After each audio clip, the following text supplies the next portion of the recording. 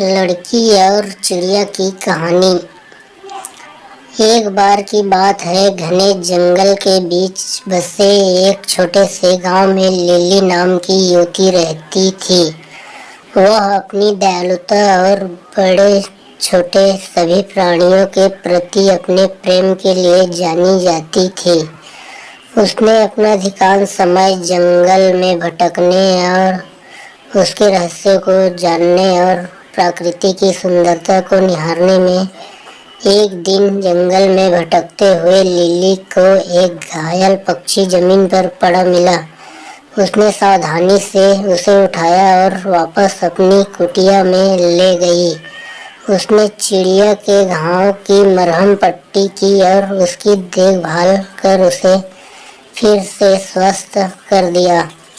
दिन हफ्तों में बदल गए और पक्षी लिली को देखरेख में मजबूत होता गया।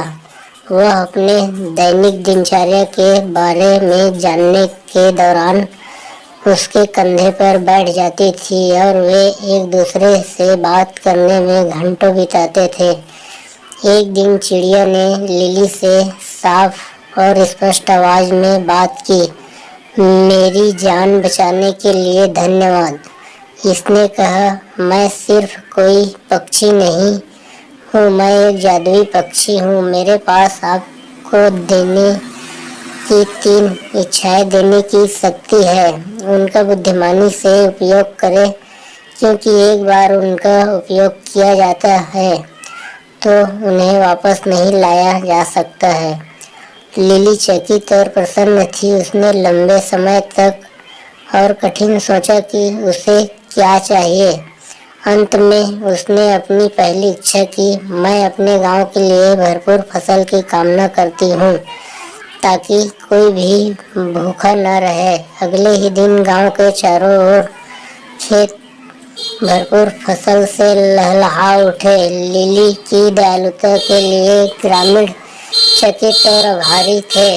अपनी दूसरी इच्छा के लिए लिली ने सभी प्राणियों की भाषा को समझने की क्षमता की कामना की और ठीक उसी तरह वह पक्षी की चहचहाट, मधुमक्खियों की भनभनाहट और पत्तों की सरसराहट को समझ सकता थी। जहाँ तक उसकी तीसरी इच्छा का सवाल है, लिली ने बहुत देर तक सोचा कि वह चाहती है।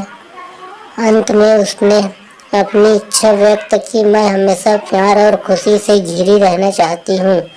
और ऐसा ही था। लिली ने अपना शेष जीवन प्रेम और प्रसन्नता से घिरा हुआ बिताया। उसने जंगल का पता लगाना और जरूरतमंद लोगों की मदद करना जारी रखा। और यद्यपि उसने कभी कोई दूसरी इच्छा नहीं की, वह जानती थी कि जादुई चिड़िया हमेशा उस पर नजर रख रही थी, उसकी इच्छाओं को पूरा करने के लिए तैयार थी अगर उसे अपनी आवश्यकता थी। कमेंट जरूर करें, सब्सक्राइब करें चैनल माय फर्स्ट स्टोरी।